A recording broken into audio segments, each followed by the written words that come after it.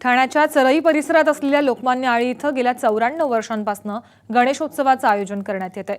लोकमान्य टिळकांनी 1920 साली मंडालेच्या तुरुंगातनं सुटल्यावर जुन्या ठाण्यातल्या शेणवेवाडा या ठिकाणी आले असता त्यांच्या भाषणानंतर लोकमान्यांची प्रेरणा घेऊन स्थानिकांनी बाप्पाची स्थापना केली। या ठिकाणच्या बाप्पाचं मखर नसून अनेक वर्षांपूर्वी तयार केलेला इको फ्रेंडली देव्हारा ठेवण्यात येतो।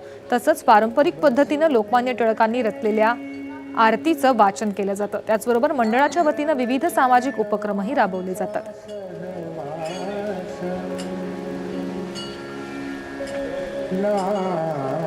लोकमान्य टिळक ज्या वेळेला 1920 साली तुरुंगातून सुटून आले, ठाणा तुरुंगातून, त्यावेळेला थेट ते पहिल्यांदा या ठिकाणी आले आणि या ठिकाणी येऊन त्यांनी भाषण केलं आणि ह्या आळीला पूर्वी शेणवे आळी म्हणून नाव होतं आणि ते ह्या ठिकाणी येऊन गेल्यानंतर, या ठिकाणी भेट दिल्यानंतर या संपूर्ण आळीचं नाव लोकमान्य आळी हे ठेवण्यात आलं।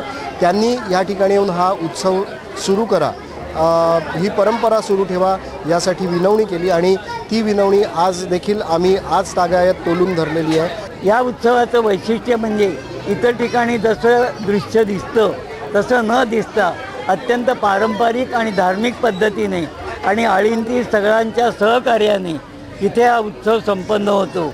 इथे जी गाणी वगैरे लागतात ती पण देवादिकांचीच असतात, इतर कुठलीही नसतात।